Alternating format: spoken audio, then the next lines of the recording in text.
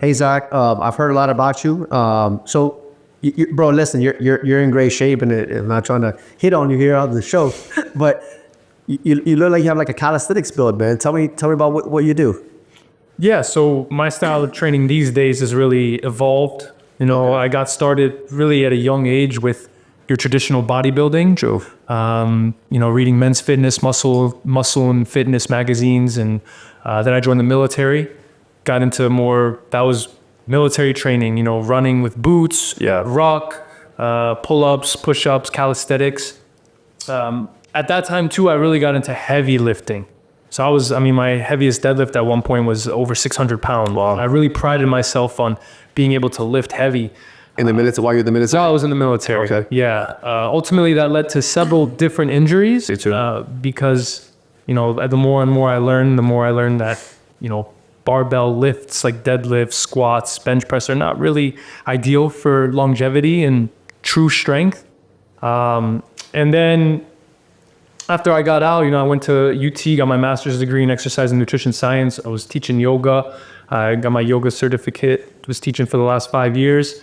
And then now it's kind of like a fusion of everything where I'm starting to really learn how the body's meant to move. Yeah. And really the best thing to truly build the most athletic physique is to get your body and your biomechanics to be able to sprint.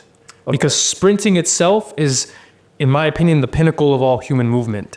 And if you can get your body to sprint, and it doesn't even have to be, the ideal sprinting is obviously on your feet. Yeah, that's the most fundamental thing that our bodies have evolved to do.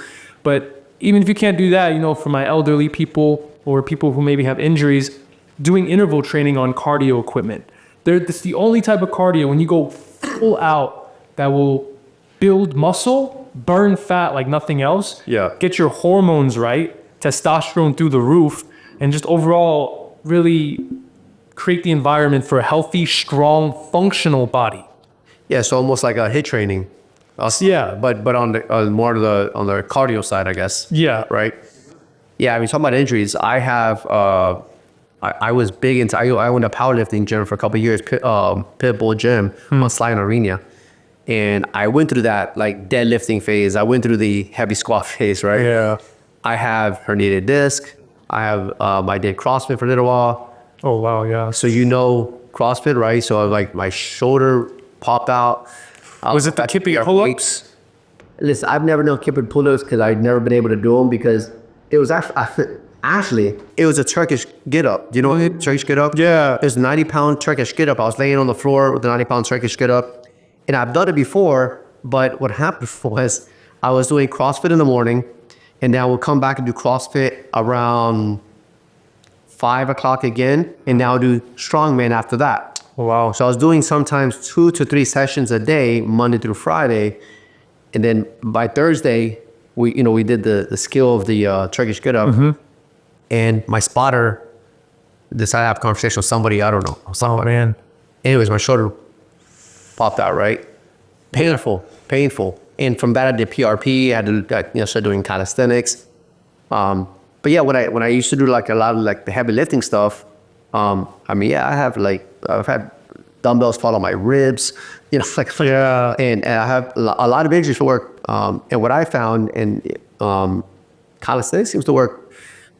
I like mixing weight training. I'd love to hear about stuff that you're doing as well, because it sounds kind of like around the lines of things that I'm interested in.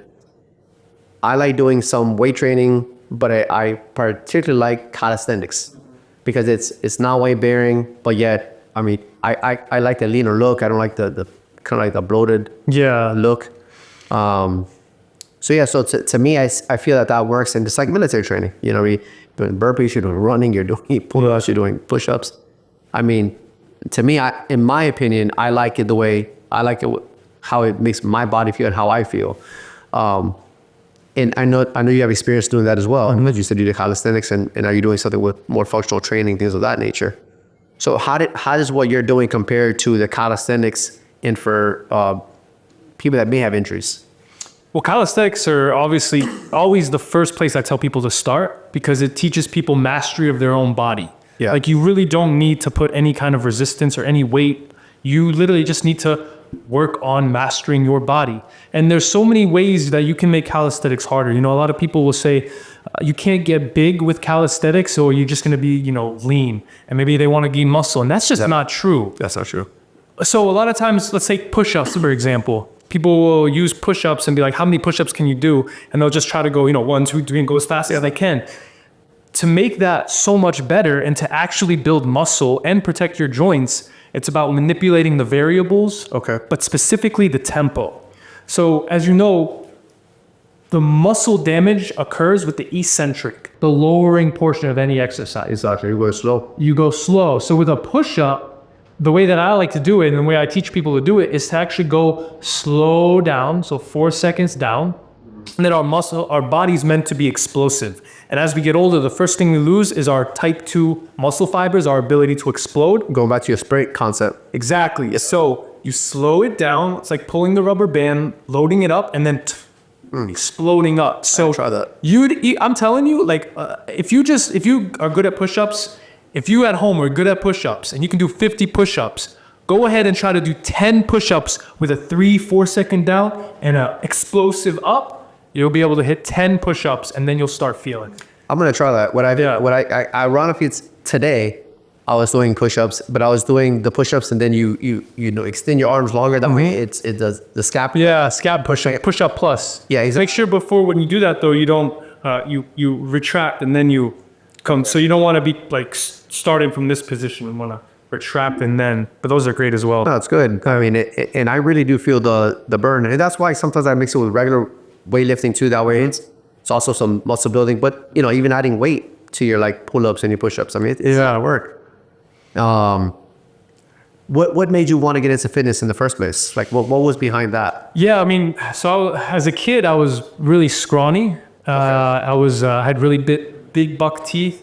I also, you know, an Arab kid growing up here in Florida. I was 8 years old when 9/11 happened. So bullies were galore, right? So I'm actually very grateful to all the bullies. You know, I think a lot of people these days use their trauma and they wear it as a badge of victimhood. Sure. But from a young age, I was like, okay, I feel helpless, right? All these kids picking on me. I had no friends, all this.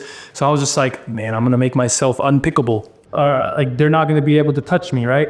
And so I started, you know, my dad luckily was getting Men's Fitness magazine, Muscle Fitness. So I just started there, started working out, and I just really I fell in love. You know, I did karate as a kid, I did ice hockey, but then the lifting is really what let me channel all this. I had a lot of anger and a lot of aggression. And that's actually one of the reasons why I joined the Marines. So I joined at 17, like I joined before even graduating high school. And my ASVAB score, which is a score that lets you get in and pick your job, was high enough to get any job I wanted. Nice. But I chose infantry. I wanted to be on the front. So if I go big or go home. Yeah, even my recruiter, he tried talking me out of. He's like, bro, why is that? You go intel, go take a job that you can do something where you get like job security there. I'm like, no, Sergeant, I just want to kick down doors and shoot guns. So I had all this and all this exactly in the Marines. And so that was the working out and just like the physical aspect really helped me channel all this anger and aggression. So that's what got me started. And then once I got out of the military, you know, I decided this is my passion. And I was like, I'm going to just keep learning. And like, even after school, you know, I got my master's degree. I'm like, that's not enough. I just keep learning as much as I can to become the best that I can be in this field. You know, I share a very, very similar story. I was 9 years old and we moved from, we lived in Section 8 homes, then we came to town and country. My mom had a house there. And looking back in the pictures, I was pretty skinny, but compared to my friends, they used to play baseball. And I didn't play baseball. So they were real skinny. And they would pick on me. And we would play football and they would tap me, and, you know, they would pick on me. They would, you know, it was like a bully kind of situation, kind of what you're saying. And I remember like around maybe like 9, 10 years old or so, my dad bought me a weight set. I like exactly what you're saying. I didn't want to be unbullied. I became obsessed reading the Muscle Mag magazines. I mean, obsessed to the point that it was like, okay, this is too much. But I grounded myself for like 6 months. It was like a cheap Wilder set, but I was bench pressing the arms, and I mean, I literally for 6 months didn't go outside, and I just worked out like twice a day. Like I would wake up before school, do it, and I would come home. I became obsessed with it. But you know, as wounds are, I guess, when I finally felt better, like one day I came outside where we were playing like football, but you know, street football, and I make sure to tackle just a little bit harder, hit a little bit harder. You're like, oh my god! So now with the people that were bullying me, now the respect came. Because now I was kicking their ass. Yeah. And I literally but the downside to that, I was fighting a lot more too. Because now I was like, all right, so I would get in more fights. I mean, what challenged me, and I would fight more. And so I guess there's a pro and a con to this, because the con to that, because I fought so much, I ended up getting expelled from school. Right? I fought like on a regular basis, and it was always like I had to prove something. I went through this bully phase. You know, over the years, I learned, okay, this is not a good idea. But my obsession with fitness came when I was younger. And then later on, I became a teenage dad, and life changed, and I had to calm down. You know, now I enjoy it, but I'm not, you know, it's not the obsession that I was when I was 10, 11, right? But I get it. Yeah. I actually took the ASVAB test too. Yeah. And because I was off about that for a little while. My mom's Cuban. And my mom, you know, I don't know how your family is, but I think our cultures are very similar.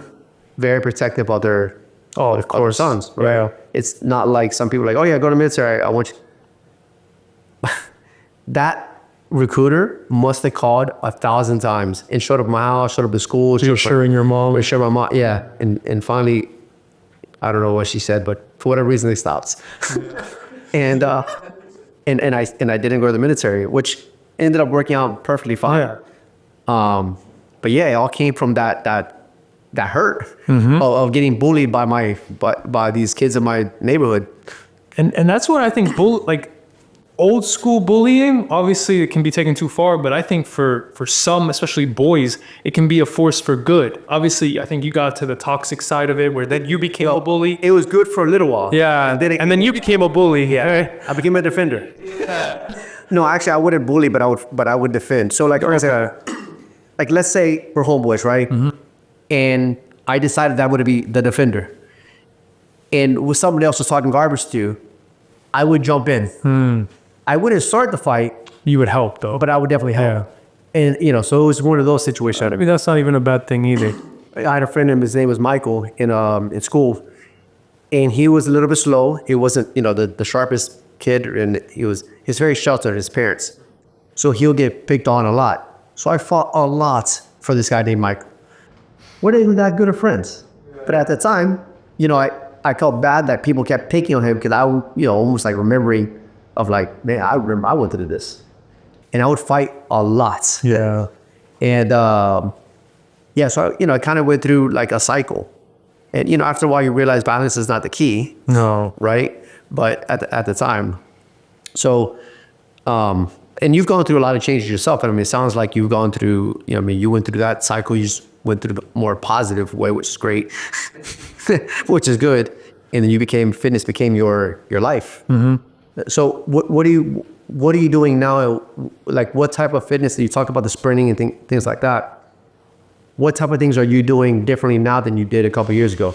Yeah. So, you know, lifting weights, I think everybody should be lifting weights. However, and now we can go into the science of why I believe a barbell deadlift is not a functional exercise, which is in the fitness world, blasphemy. For sure. You say that a barbell deadlift, I mean, people will say that's the king of all exercises. That squats.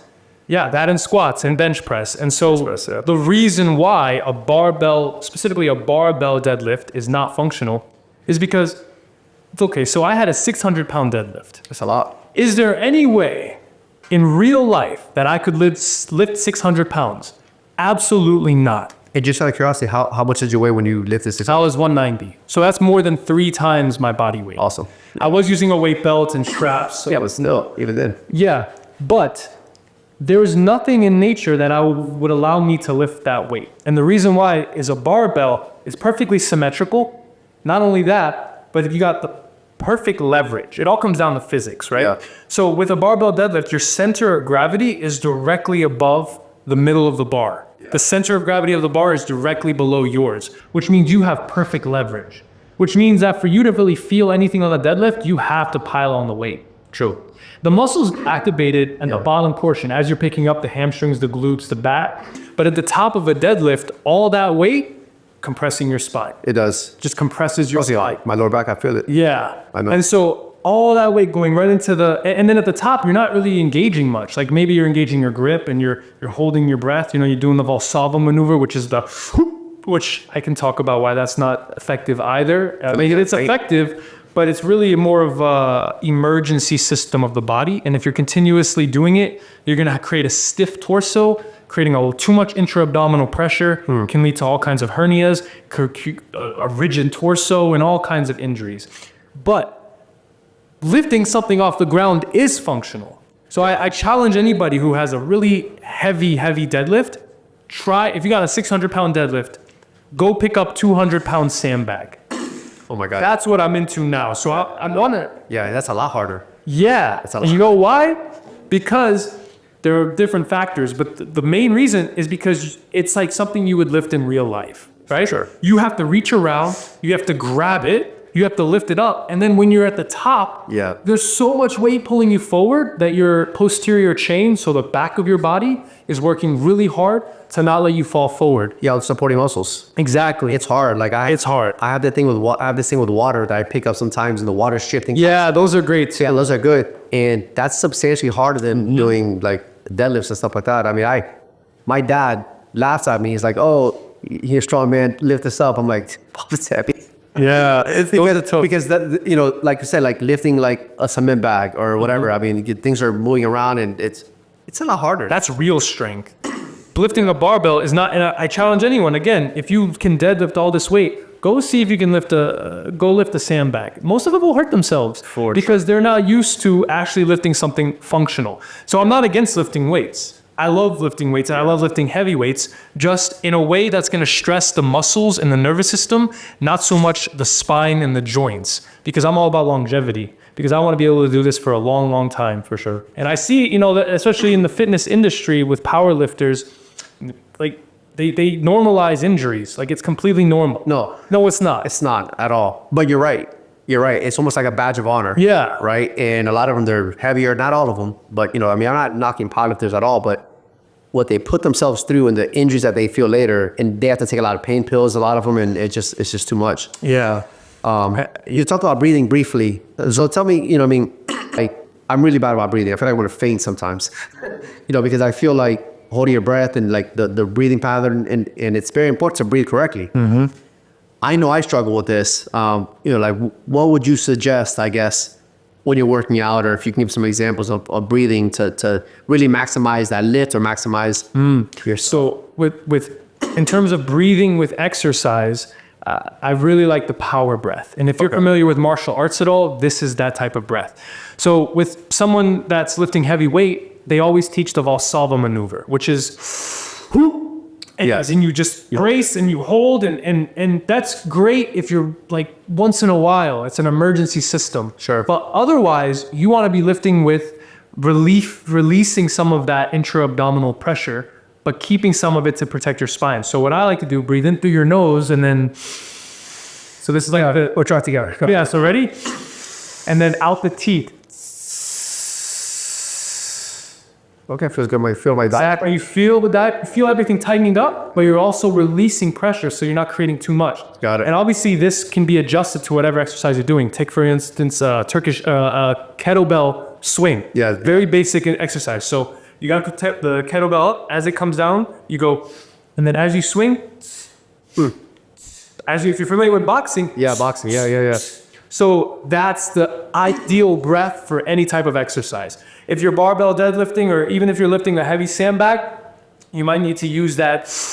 But then even as you're lifting, I suggest like releasing some of that tension, because if you create too much tension, too much intra-abdominal pressure, that's where all kinds of issues can come. You can really mess up your diaphragm, put it into spasm. And if you mess up your diaphragm, first of all, there's so many problems with, most people have dysfunctional diaphragms and they breathe up here. And if you're breathing up here, you're always in fight or flight, which means you're never going to heal. Yeah. You're going to burn yourself out. You're going to have all kinds of issues. And so you really want to have a relaxed diaphragm that works properly. And so that's why I suggest relieving some of that tension. And that's the beauty of the power breath. What you don't want to do is, like that's just letting everything out. And then you're going to hurt yourself. You need to keep some pressure, but not too much. Well, let me ask you on the recovery thing, because, when you work out, you're tearing down your muscle fibers. You don't grow working out, you grow when you're resting. Exactly. But it's hard to rest when you like working out. What is your suggestions on recovery, on really building and maximizing as far as growing goes? What would be a good suggestion that you would say, like you work out, what's the time frame of the working out? Should be like an hour and a half, 30 minutes. Everybody has different views on everything. I mean, people are like, oh, you should do short interval training, Yeah, 45 minutes. Some be longer, or like what's the recovery time, rest between sets? Like what have you found has worked best for you, I guess, on rest and recovery and also growth? Well, for especially people that are fitness enthusiasts, and even you, that you hurt yourself with a Turkish getup. Yeah. That was because of overtraining, That's right? it. And so I think a lot of people, obviously there's two ends of the spectrum. There's people that are lazy and undertrained, but for a lot of people that are into fitness, they're on the other end, especially the type A personalities that are go. Yeah. You as an attorney are definitely part of that. You're training 3 times a day, Not anymore. not anymore. Yeah, Back then, yeah. you'd hurt yourself. Of course. And so that's what I see a lot of is like, if you're training correctly, if you're training your entire body to move as a unit the way it's supposed to, you really don't need that much. You need 4 times a week. If you want to maintain 3 times a week, right? Yeah. And then your workouts don't even need to be that long. I think anything over 2 hours is too much. Yeah, there's a little. Because that's too much cortisol. You're in fight or flight for way too long. It's going to take you forever to come down. 45 minutes to an hour and a half is ideal. So talking about cortisol, I'm glad you brought that up, because I was training like not too long ago, maybe about maybe 34 months ago. And the guy's a powerlifter, bodybuilder, strong guy, super strong guy, but we do 3-4 hour sessions. The cortisol level, and you can talk about more, but I mean, the higher cortisol level, it affects other parts of your body, and for men, in a not a good way. Yeah. So like, I realized that, yes, I was training hard, I felt strong, but then I didn't want to have sex. Yeah. Like, I mean, that's crazy. Your testosterone goes down when cortisol is too elevated. So Yeah, and I think a lot of people, because it's kind of counterintuitive, and the reason why, because when you read about the fitness stuff, you're like, you work out, you build testosterone, you do heavy compound lifts, you build testosterone, but then if you train too much, it actually works against you. Yeah. The key is after you're done training, especially with an intense workout, is to get yourself to be as relaxed as you can as fast as possible. Okay. A very simple tip I have for people is actually, you can do this even at the gym or wherever you're training. As soon as you're done, lay on the floor and elevate your feet on a box or a bench. That's it. And sit there and try to diaphragmatically breathe. That's different than body breathing. Okay. Right? That's a whole nother topic. But try to just slow down your breath, soften your breath with your feet elevated. Do that for 3 to 5 minutes. After your workout, you'll leave and you'll just be like, So you're laying on the floor and you put your legs up like it was. lay on your floor and then just put the legs on a bench or on a box or anything to elevate your feet to bring your nervous system from fight or flight, which is like go, to rest, digest, and heal. And then that's what's going to bring your hormones back in line. Because if you're just staying, let's say and most people are overly caffeinated, overly stimulated, they drink too much caffeine. Sure. They just, What's the effects of caffeine? Caffeine's great, maybe in the morning, not right as soon as you wake up, but it can be good. Yeah. I just see, it's way too overused. I mean, people drink, and coffee's great if you get the right bean, if you prepare it the right way. But these energy drinks, there's energy drinks. No. Espresso I drink. Yeah, I drink coffee in the morning. I drink espresso as well with some raw milk and MCT oil, but. So what I do for work, I'm a personal injury lawyer, and we have people involved in accidents all the time. So it's a very traumatic experience, and they're going through massage therapy, they're going through PT, they're going through a lot of things like that. This is a little bit different than somebody just not working out, for example, right? Because they're injured. what would you say for somebody that was involved in a car accident and they had these injuries? Yes, they are doing the massage therapy and the PT. What can somebody do to help recover and help feel better after a traumatic experience like a car accident, for example? So you mentioned massage therapy. And so part of what I do is not just the training aspect, but I'm also what's called a neurosomatic therapist. I call it a structural soft tissue therapist. I don't even consider myself a massage therapist, even though technically that's what I am. But if they're going to massage therapy and it's just like a basic massage, a relaxation. Yeah, Swedish massage. Swedish massage. Yeah. It might feel good. It might downregulate your nervous system, which there are benefits too. True. But you're not really getting to the source of the pain. So what I do with people is I use manual therapy to get people specifically out of pain for whatever they had. So that doesn't mean a full body massage. In 1 hour, I'm typically only getting to maybe 2 areas of the body. Got it. But we're pinpointing, and it's a clinical approach to therapy. So let's say someone comes in, so for more specifically, whiplash. Let's say someone just got into a car accident and they have whiplash. Most massage therapists, they'll just massage the back of the neck. And that's great, right? Like, okay, that feels good, whatever. But in the case of whiplash, your neck, you go forward, you go back. So the muscles in the back tighten up, but also the muscles in the front. Of course, yeah. Longus colli, muscles that run along your esophagus. Massage therapists in general do not touch. The front of the neck is a no. So because people get uncomfortable with it, but you're right. There's muscle. You got the scalenes. You got. You're right. You inside the side, you move back and forward. Yeah, especially people who get rear-ended.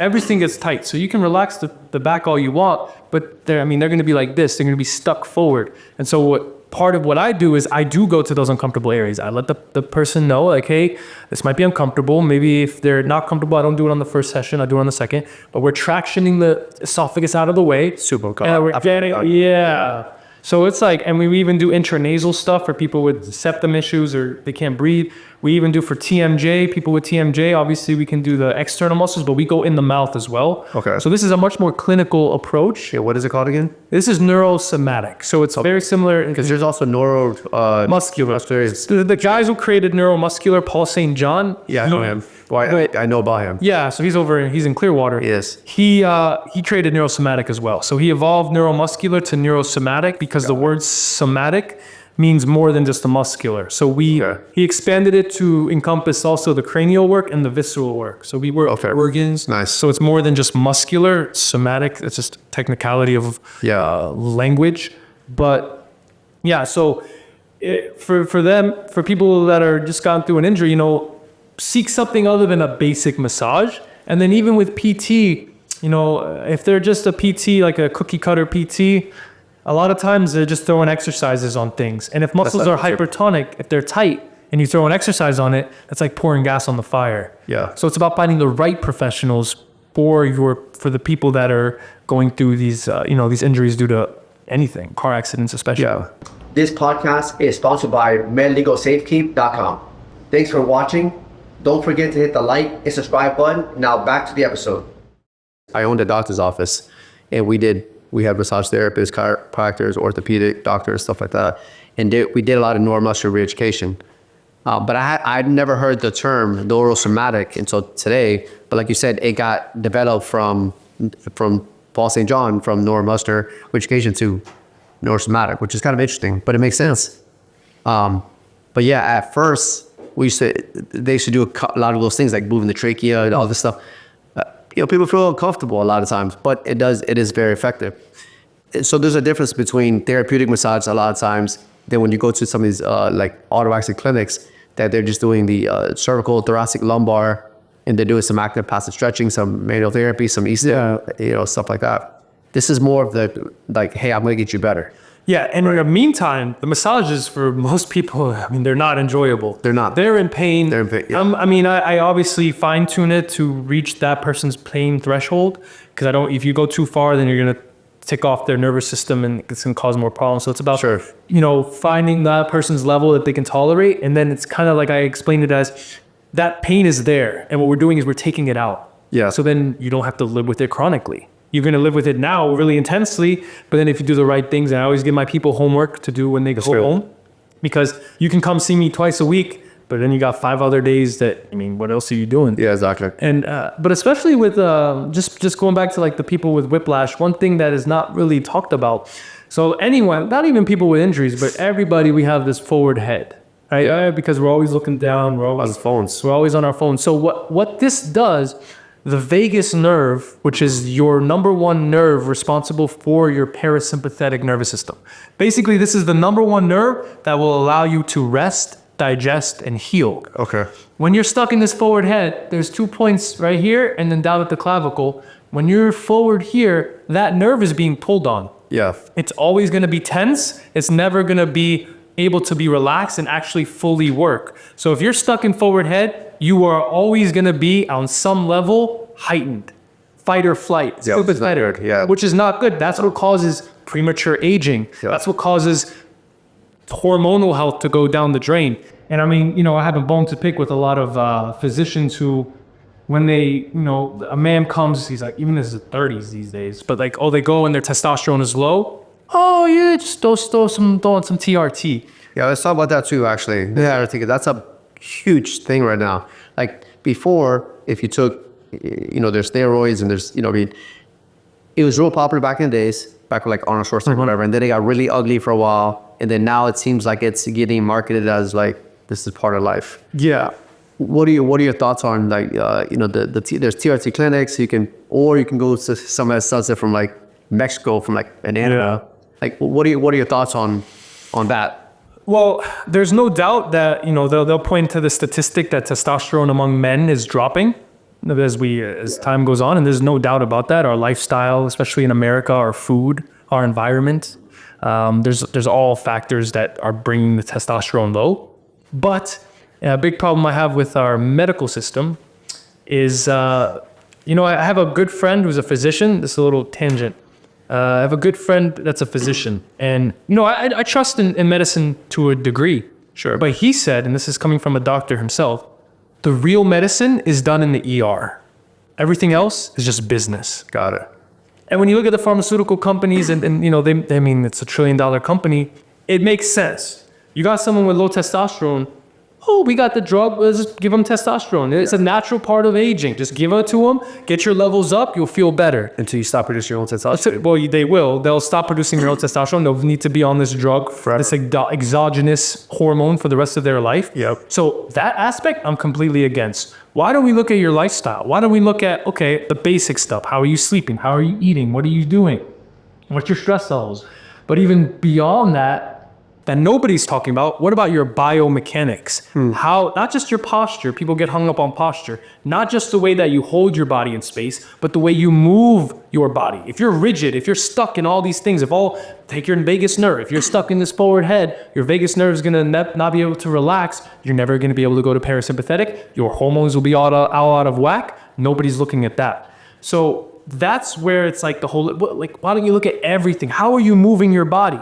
Are you moving well? No, your hormones will not be where they should be. And I think that all of these should be looked at before any kind of drug is given. But it's a business, so. It is. So for the average person out there, I mean, watching this, I mean, some people in the fitness, some people are not, some people are weekend heroes or whatever the case is. For the average person, what can somebody do as a man? And then we can talk about women as well. What can the average person do as a man to increase their testosterone and increase their longevity? One, get more sunlight.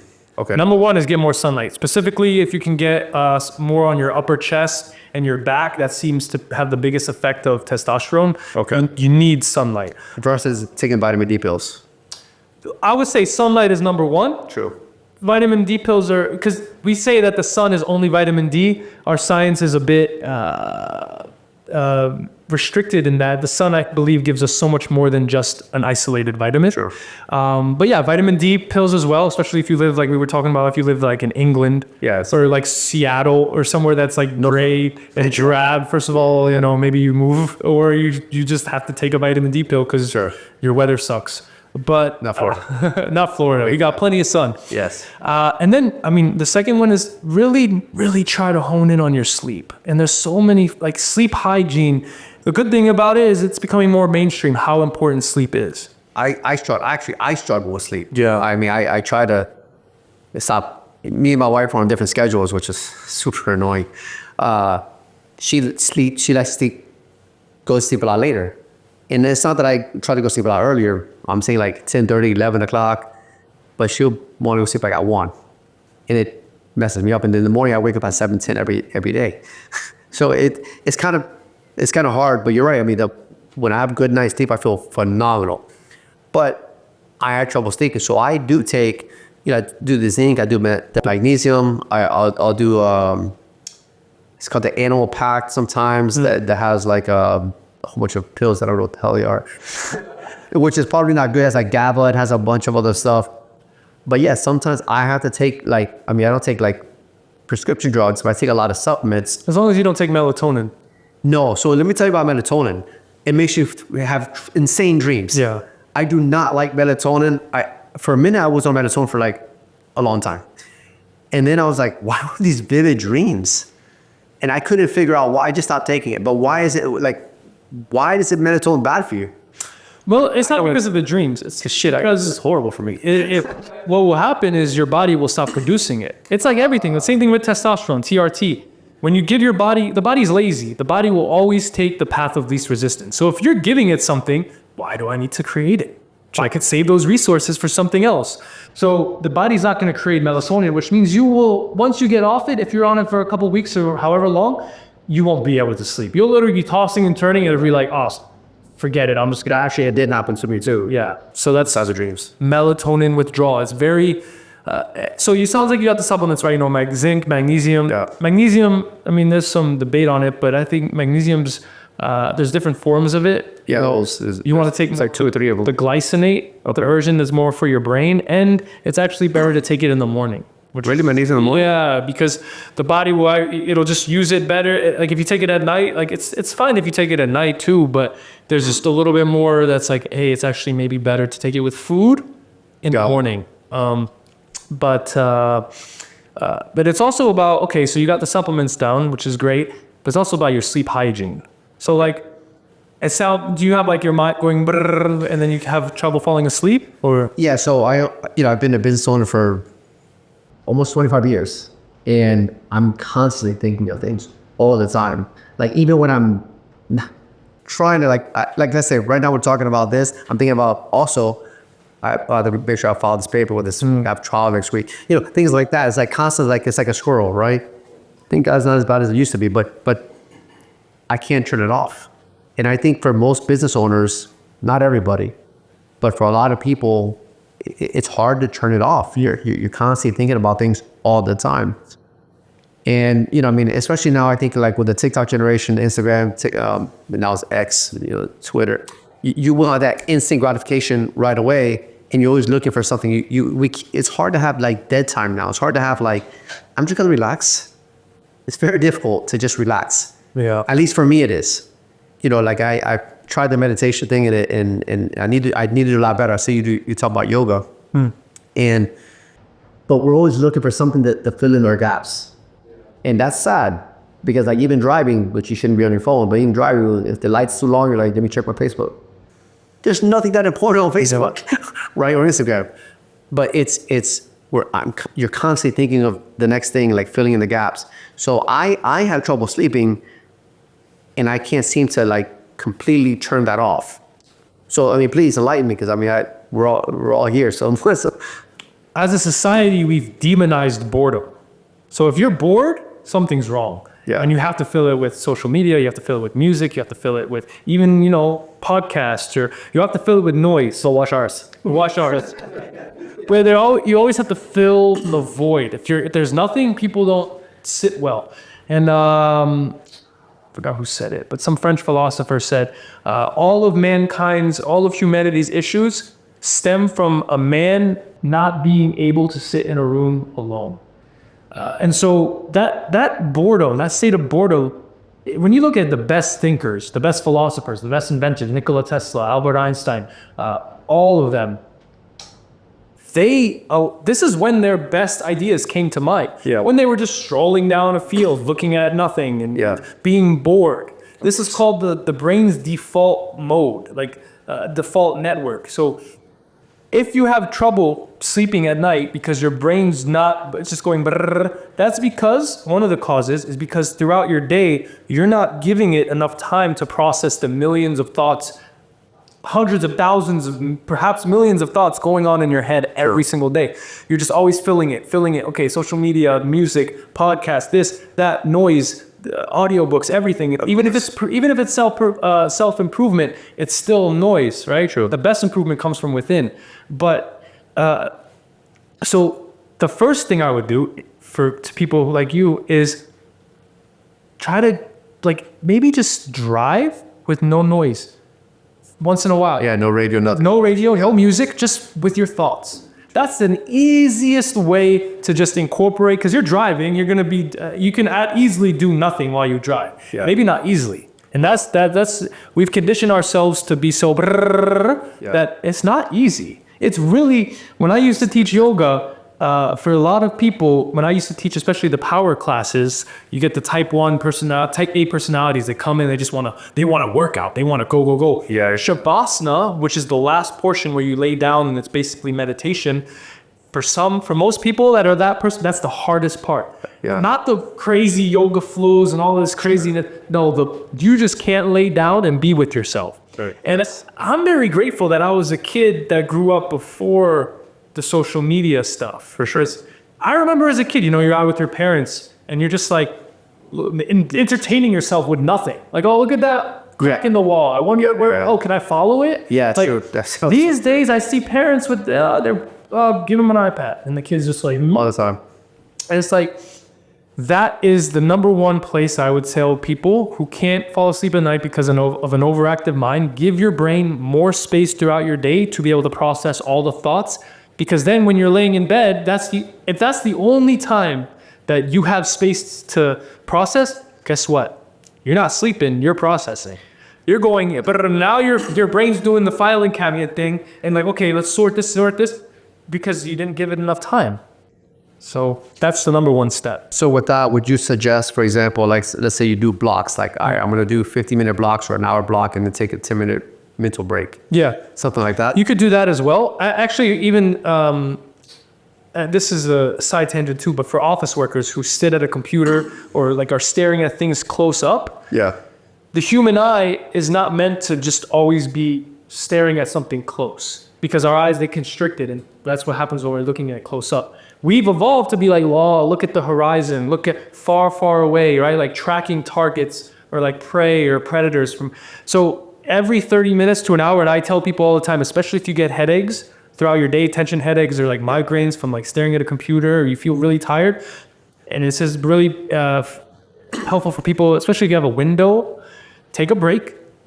Look as far as you can see. Look out the window and just look as far as you can see. Yeah. Do that for like literally 30 seconds to a minute. Your eyes will relax. They'll open. They'll relax. Your nervous system will be like, oh.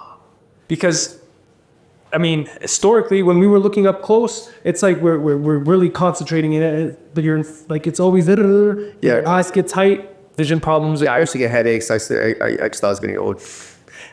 So it's excuse. So one thing, the getting old excuse, I hear it all the time. I hear it from 30-year-old. I'm 31, and I hear this from people in their late 20s. Oh, they come in and their knee hurts. Let's say their right knee hurts. And I'm like, oh yeah, I'm just already getting old. And I'm like, wait, that left knee is just as old, right? Yeah. Your left knee is just as old as your right knee. True that. Why is the left knee not hurting? Yeah. Getting old is not an excuse. No, I don't. So I hear all this. It just sounds totally way. That sounds clearly, but really, it's not an excuse. I mean, it's not. Yeah, I mean, when you change your habits and your processes, it's actually it's an excuse. Yeah, because you realize, like, okay, you know what, I felt one way and then I changed the way I'm doing things, and now I feel great. I'm older today than I was, yesterday, but yet I just changed my habits and I feel a lot better. That excuse of getting old is a way to relieve yourself of responsibility. True that. You don't take self-ownership. You don't take self-ownership. 100%. Exactly. And so that's when I have people come in and they say that, even when they're in their 50s and 60s, and it's just part of getting old. Well, I immediately take that excuse and just that's not an excuse. Well, we're getting into January now, and everybody's on this hype of losing weight. Well, always in January. What would you suggest to somebody out there? You know, what I mean, because the more weight you have on, the more strain you have on your knees, on your back, on your health, and your cortisol levels. I mean, there's a lot of issues with being heavier. What would you suggest, like, for the average person to lose weight? Clearly, diet is a big thing, but like, what tips would you give people out there? For just the average person that's deconditioned, hasn't worked out in years, go for walks. Yeah. One of the most fundamental things that our bodies evolved to do is walk. Go outside. Obviously, walking on a treadmill is like you're a hamster on a wheel. Go outside, get some fresh air, just breathe in and out of your nose, slow down your breathing, and just walk. And just a simple act of walking, if you do it every day for 20, 30 minutes, being out in nature will do wonders for your, obviously, like, you need to get your nutrition down. It's kind of, nutrition is complex, but it's simple at the same time. Yeah. It's complex because everyone's their own person, and you have to find out what works for you. Everyone's got different gut microbiome. Everyone's got different foods that work for them, what doesn't work for them. So you can't give someone a blanket diet and say everyone should be carnivore, everybody should be vegan. No, it doesn't work that way. But it's really simple in the fact that you just need to burn more than you take in. Yeah, of course. Now, that doesn't mean that it's just about counting calories, because not every calorie is created equal.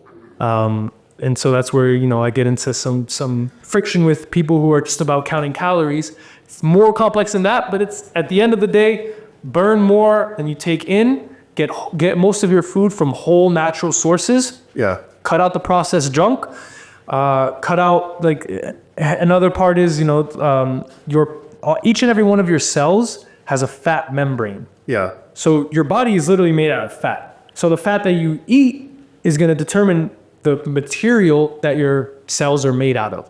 So if you're intaking canola oils, if you're intaking seed oil, if you're taking all this junk fat, God forbid trans fats, well, thankfully we demonized those. Yeah. Yes. But that was back in the 90s. I mean, That was a thing. yeah, because low fat everything. So Of course. So McDonald's used to use beef tallow, beef fat to cook their fries. Oh, wow. Like, I wish I could go back to the That's what my 80s. kids do. I wish I could go back to eat McDonald's and be like, man, this is like, obviously McDonald's is not good. But back then, you know what? They used whole, like, Yeah. Oh, yeah.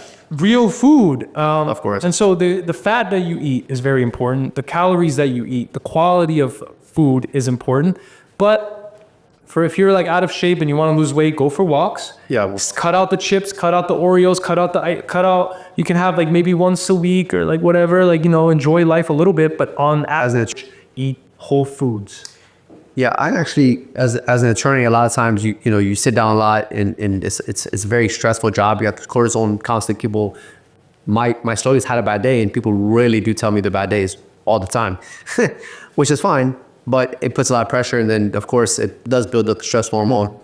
And I noticed I was gaining weight. In fact, I would say like maybe about a month and a half ago, I weighed myself and I was at 200. I've been 200 in a long time. You were 200? Now I'm not. Yeah, I was gonna say you don't look 200. Thank you. Yeah. Well, but I was. So I started the slow carb diet because I did that a long time ago, and I cut out dairy. I cut out I cut out dairy. I bought carbs like bread, like white carbs. So what I basically eat throughout the day now is some sort of protein. I eat beans for my carbs, which is a slow carb. And then in the morning, I eat like spinach and eggs. Spinach, like leafy greens. And in the past, and then on Saturday I look forward to my cheat day because I eat everything. But it actually I know it's not a great idea to cheat like that, but it gives me something to work towards. Yeah. And then when I do it, I actually don't gain weight. I might gain a couple pounds here, and then I drop it back down again. And of course, I have to drink water.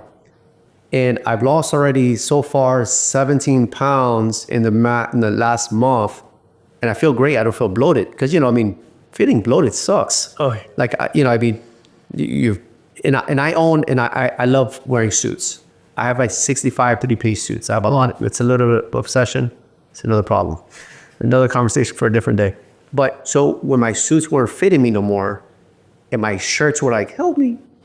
Now he's a wake-up call. It was. In fact, the first podcast I did with him, the first podcast I did, we sat there and my shirt opened up. I had no idea. And I was like, let me see my stomach. And I just started the diet, literally worked that week.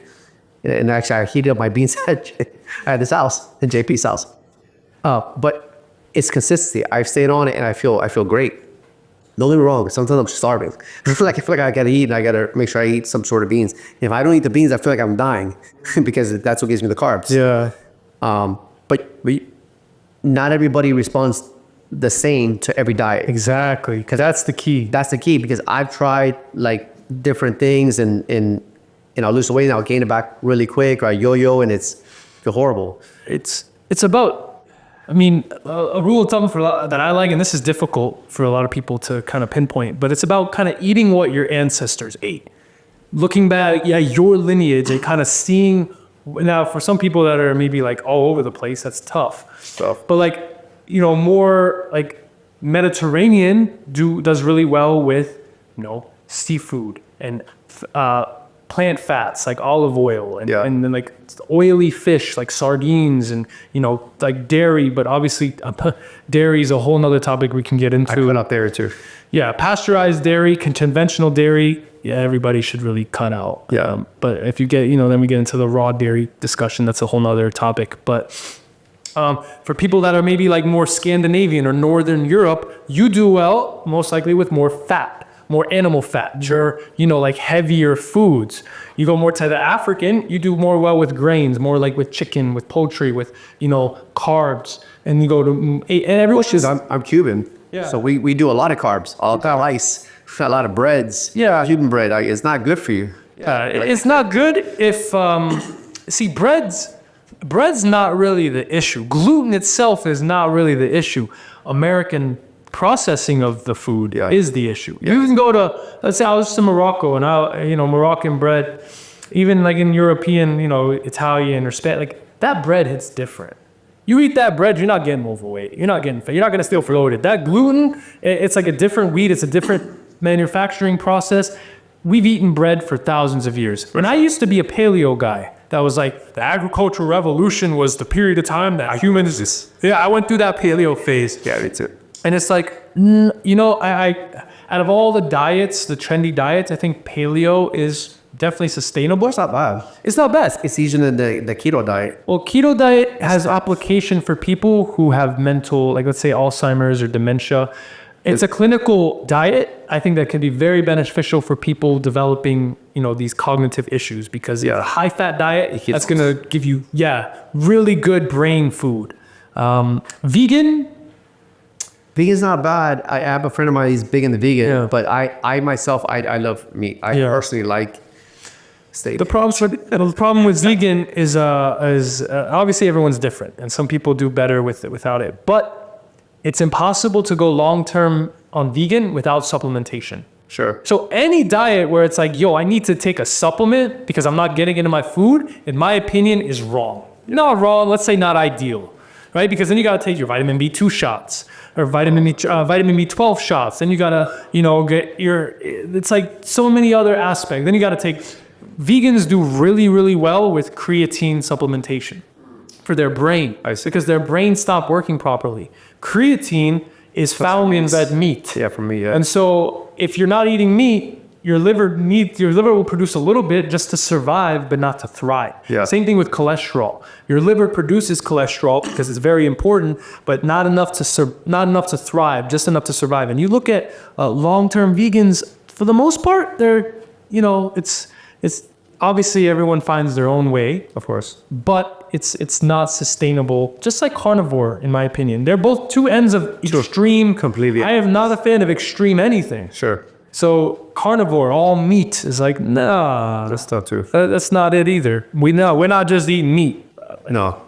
It's like, so when you're having a bad day, just to sum it up, when you're having a bad day, what do you do to help yourself get past bad days and things like that? Like, what do you do when you have a bad day to kind of get over that? I mean, bad days, they come, that's just a part of life. I think in our culture, there's a part of toxic positivity where it's always like, positive vibes only and just try to put a fake smile on. Yeah, this doesn't happen that way. I think the first step is I just acknowledge like, oh man, I'm having a really crappy day. Sure. Like, oh man, this happened. I feel really like I'm sad. And then just like letting myself sit with it. which is kind of depressing at times. But it's literally, if you push it,